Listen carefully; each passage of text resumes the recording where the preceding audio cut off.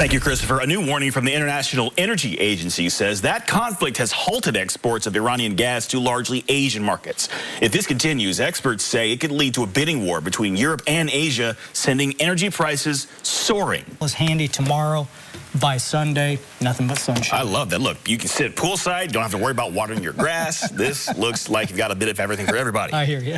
Thank you so much, Jay. Well, hey, look, big night in basketball. Nothing bigger than this. St. X and Trinity, our game of the night on High School Playbook. Coming up next. We now know where Louisville and Kentucky will be playing in the first round of the NCAA tournament. Louisville, a number 6 seed, will be facing South Florida Thursday in Buffalo. Kentucky, a 7 seed, will be facing Santa Clara in St. Louis on Friday. We've got more on these matchups coming up in sports. While some say it targets people who are dealing with homelessness, others say it helps guide them to resources. I talked with Jeffersonville's police chief. Now, he says public safety, public access are very important to protect, but he also does not think this bill actually helps solve the problem. I think we can be a part of the solution, but we're going to need case management, mental health resources, substance abuse resources. It's not something that you're going to arrest your way out of. Senate Bill 285 has sparked a debate about tackling the issue of homelessness in Indiana. It makes camping on public property a misdemeanor after a warning is given. Jeffersonville Police Chief Scott McGoy says this ultimately is not helpful. Are they going to show up for court? Are we wasting time and resources in the court system? Sounds like it to me. There would be exceptions under the bill, like when weather is hazardous. State Senator Eric Cook argues this measure could save lives, like that of a homeless man who froze to death in Bedford, Indiana, 10 years ago. And I have to think that if this bill were law, it would have given a caring police officer the tools to help that man. There's no penalty if there's no shelter space available within 5 miles. But Catalyst Rescue Mission in Jeffersonville is Southern Indiana's only long-term shelter with space for up to 130 people. So we put 81 people into housing last year.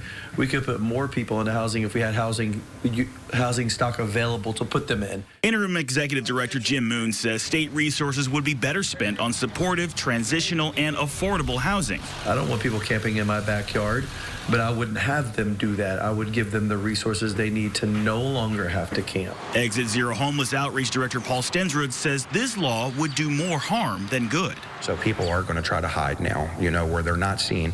But then this also brings other concerns because now if we look into Louisville, the amount of abandoned fires, in houses. He says community partnerships are the best way to support the homeless. It's not going to be the government that's going to help us get out of this situation. Our community has to bond together to. Now, there are other exceptions to prosecution. For example, if there are diversion programs available or if the person is found to be suffering severe mental illness. But all 3 of the men I spoke to say this particular bill, if it becomes law, could create more unnecessarily tense interactions between police officers and the homeless. This bill is now headed to Governor Mike Braun's desk. Live in Jeffersonville, Norman Seawright, WLKY News. Hoosier hysteria continues to grip Bloomington. Absolute chaos inside Dick's Sporting Goods as hundreds of Hoosiers fans stand in line hoping to meet Fernando Mendoza. For many, this is a once-in-a-lifetime opportunity. We're juniors, so when we were freshmen here, we were not a football school, so it's pretty cool to be able to see what has been able to happen in the last 2 years. Students and fans got photos and autographs with Mendoza, some dedicated to making sure they were one of the 250 guaranteed to meet him. I camped out from 1 a.m. to 10 a.m. and then had class 25 minutes later. I made it. Got here at 4 in the afternoon last night, actually. Probably a little unnecessary, I'm going to be honest. But then we just kind of stuck around. But everyone had the same thing to say. Thank you. Tell them, God bless you, and, thank you to Jesus Christ for blessing the Indiana football team and the state of Bloomington, and just working hard at just thanking and praising God, because he's the reason we're all here today. He's just as nice as everyone expected. I mean, man, we're told turn around, take a pic on me. He looks at me, daps me up. What's your name? Sound like you're a little speechless here. I am. I didn't see that coming. No? It felt like I knew what it was going to be on this.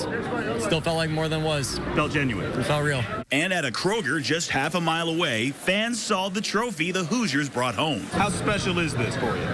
Oh, man, do you have to ask? It's wonderful. You see it on TV, you see Fernando Mendoza holding the trophy, and now we can see it right here in Bloomington. It's awesome. It's an incredible experience. The fans say it is surreal, but the joy doesn't stop here. It's just really a blessing to be here today. And I really am so excited just to see us celebrate on Saturday, right? We have a huge celebration, so I'm really looking forward to that, being a part of it. In Bloomington, Norman Seawright, WLKY News.